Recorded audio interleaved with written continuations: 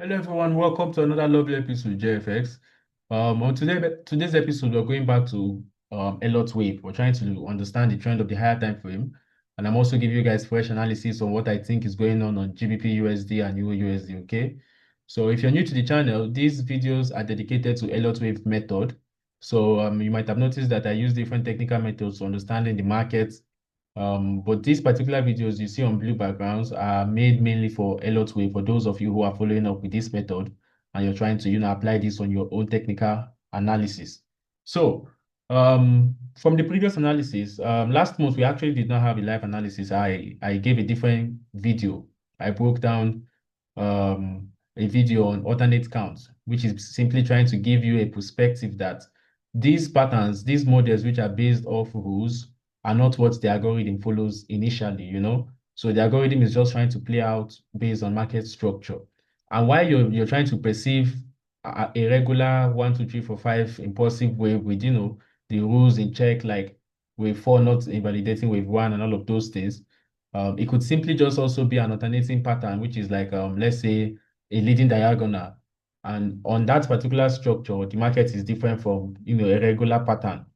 And because you don't have this perspective, or you don't look outside the window, you try to force the market to look like an impulsive 1, 2, 3, 4, 5.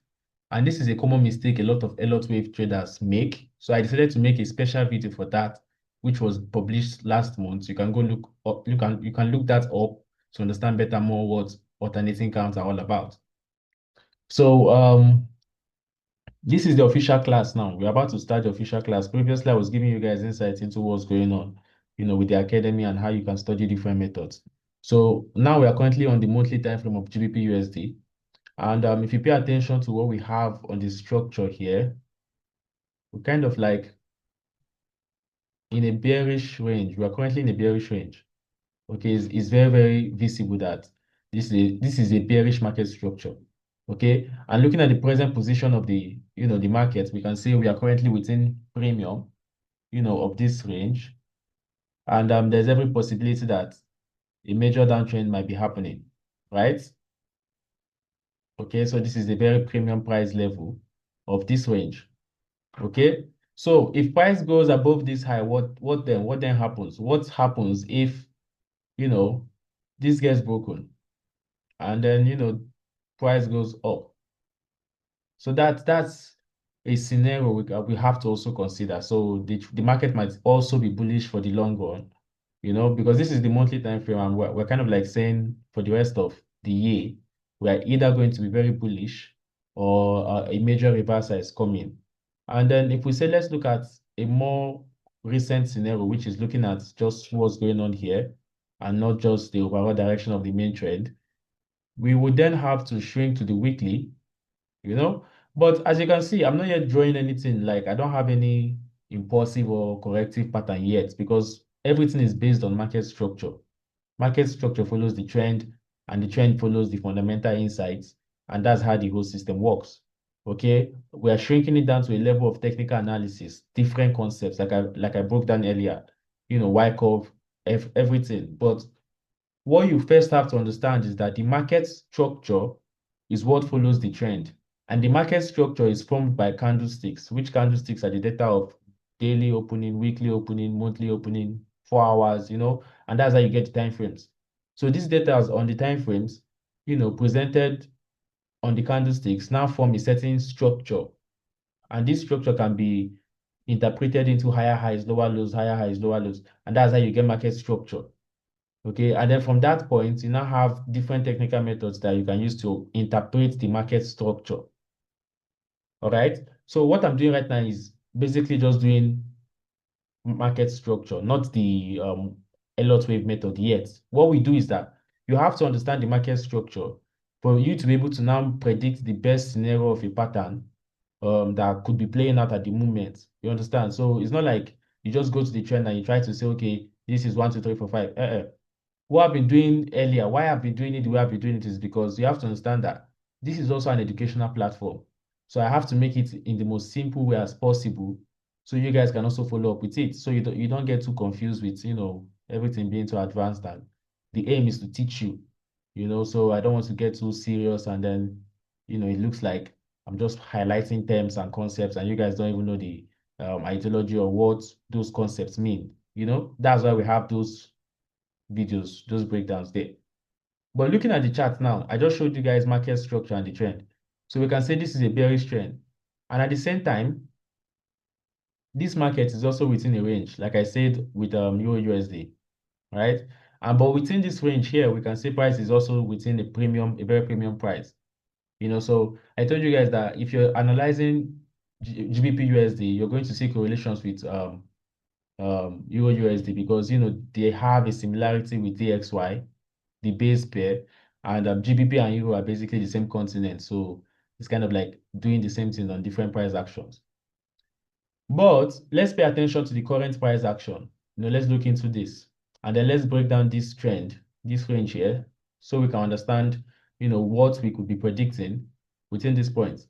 Now, what we would say within this range is to now try and see which pattern on Elliott Wave can make sense.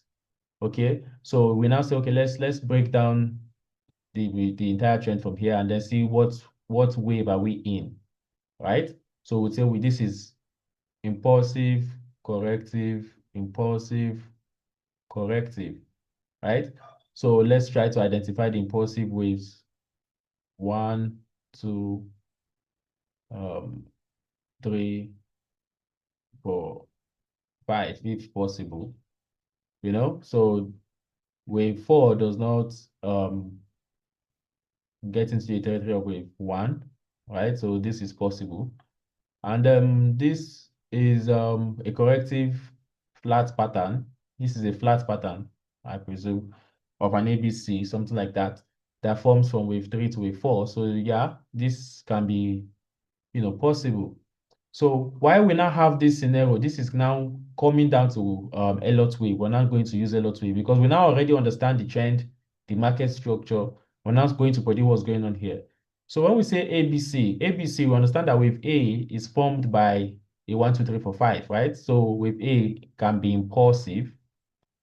And then we have something like an A, B, C, something like that. And if something like this is happening, then it's possible that we could say we should be expecting a downtrend, right?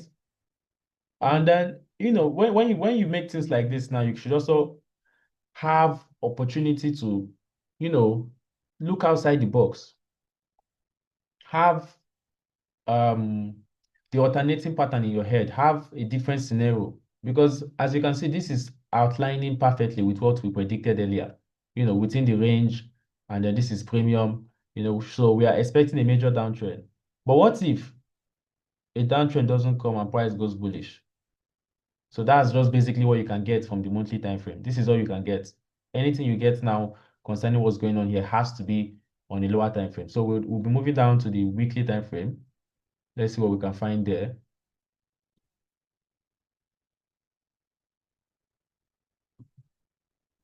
So now we pay attention to more of this price action, right? From this low to this high. This is the price action we'll be paying attention to now. Let me take this off. So if this is kind of like within wave 1, 2, 3, 4, 5, or what pattern would you think this would be? Now that would be the breakdown of what we'll be using to understand what's going on here. Now, obviously the weekly looks bullish, because if you look at the hold on, let me look for this particular tool. Okay. So if you look at this is a clearly a bullish structure, right? So I'm doing it on the basic level because we're using Elliott Wave, not smart money concepts. And at the same time, we're trying to see how we can get what we're doing on the weekly and the monthly while we move down to the lower time frame. Now I'm making this weekly prediction, and this monthly prediction, so we can easily be able to understand how top-down analysis works. Because top-down analysis is not all about, just going to the monthly, pick something, go to the weekly, pick something. It's about understanding the trend from the external structure down to the internal structure. So what we would do now is that I'm going to break down this structure for you, and then we would shrink also the same way we shrink from the monthly. we'll go down to the daily and pay attention to what's going on here. Okay, so, and these analysis I host are for you to be able to do these stuffs yourself. All right, so why you take the Elliott Wave mentorship class, from the mentorship recordings, you can now watch these predictions I make to then know how to now apply Elliott Wave yourself, analyze it when you're free or when you're looking at the market. So you have a practical, perspective of how you analyze with these methods. Okay. Now, if we look at the structure, we have this price did not really move down to the discount of this range from this low to this high. So this is open. And then we had this. So there's another structure internally here that happens to move this way. So we are currently outlining the swing points. These are the swing points within the weekly time frame. Now, these swing points now will be the higher high, lower high, lower high, since we're in a bullish structure. And then you can see here there was a manipulation that almost, took out this low, cleared out the internal lows of this range. This is the internal structure of this range. Okay, so if this is a wave, this is a single wave. This is also a single wave. These are all single waves. This is how you break down the structure so you understand what's going on. So these are all single range now.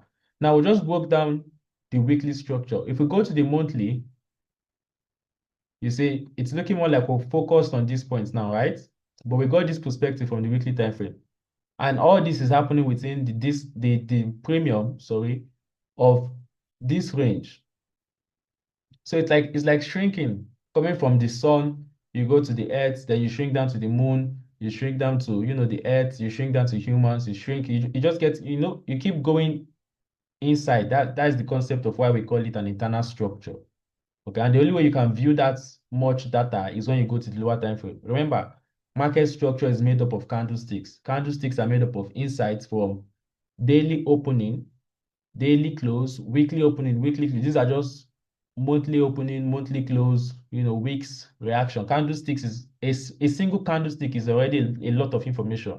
You understand? So this range, categorization is basically just giving us an overview, a way we can, break down what's going on and get insights of what the institutions are doing or what we could be predicting next for the algorithm. Okay. Now, when we look at this range, what pattern would you categorize this as? Now we have a breakdown of the swing points. Okay, now we have a clarity of what the swing points are. So we're now going to identify the pattern of how we can now identify what's going on here. Okay, so let's start with identifying this range. What's this? This is an impulsive wave. So if that's an impulsive range, then we can say this is 1, 2, 3, 4, 5.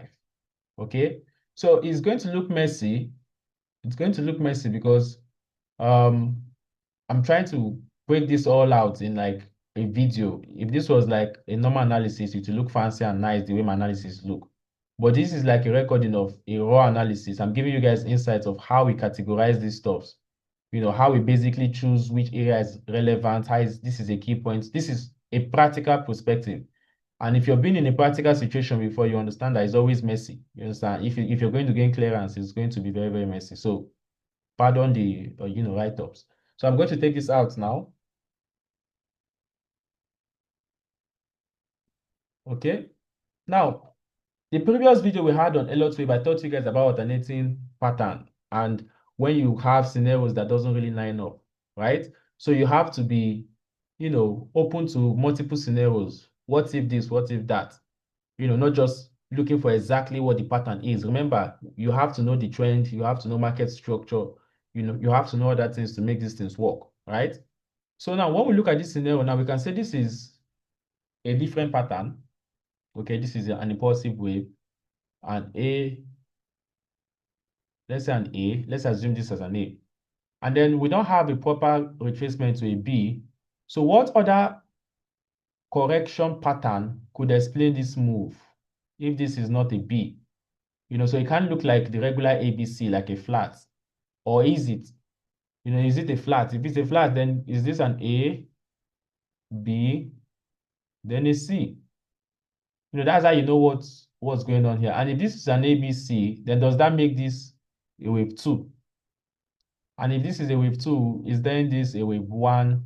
And then, wave 2, and then we're expecting a wave 3. And this is a breakdown. This is a breakdown of what's going on. This is a perspective. Okay, so what that's why I say it's going to be messy. As you can see, these things are not, I'm just giving you guys a scenario. I'm not concluding that this is it, but this can be it. And this is somebody's analysis. Do you understand? But at the same time, we have to go deeper to say, okay, what if? What if there's another explanation for what's going here that can give us an alternative to go and look at the daily time frame? So we have to look at a different alternative that gives us the ability to go and look at the daily time frame. Remember, this is still the weekly. Even if this is a scenario that explains the weekly to this point, we have to still understand that this is a single range. And there's a lot of insight here too. So let's not break this down, that fast and this easy. So let's say, let's make this make sense. Let's say let's take this out. So I'm trying to make this video as short as possible as well. So, you guys can watch it to the end. So it's not that boring. So let's say this is an wave A, B, C.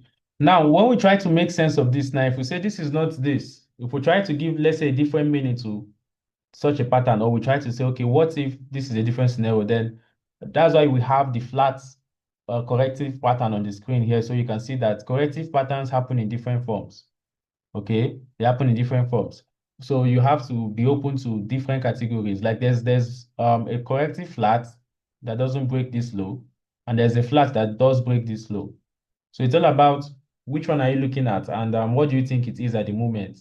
And most of the time, Elliott Wave is kind of like they are all patterns and predictions using Fibonacci ratios.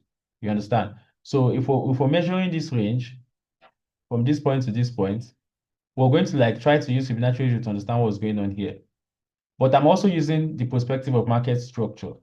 So that's why I'm not using Fibonacci ratios. And Fibonacci ratios are calculating market structure based on the range. They show you key levels of the range. So it's just like a shortcut. Let's say if you don't understand market structure that much, you can then decide to just use Fibonacci ratio. You understand? It works that way. Or we can say this is the WXY, if I'm not mistaken. The WXY, there's a WXY pattern as well that can also give insights to this. But either way, if there's also a WXY pattern and it also fits into an ABC pattern, then that concludes that this is a corrective wave. Do you understand? Then that concludes that this is a corrective wave and this is an impulsive leg at the moment. So now when I look at what do we think this is going to play out as? What do we think that this pattern is? What do we think, this trend is trying to do as we shrink down to just this point? Okay. So now we're going to break this down with the 1, 2, 3, 4, 5. But I'm going to go to the daily time frame now since we're going closer. So we can see what's going on here. Right, so I'm going to take this out now. And that's how you see how we break down from each swing point. That's how you get, the Elliott Wave breakdown. It's not like everybody just comes to pick certain areas and write different things on them. So you try to make things make sense. You understand? That's how the method works. It makes things make sense. So if we say this is wave 3, this is wave 4, and this is wave 5. Okay? If that is wrong, then this has to be wave 5. Okay, because wave 5 also plays out in an impulsive wave. So this would be 1, 2, 3, 4, 5. Okay, playing out wave 5 of an even bigger range.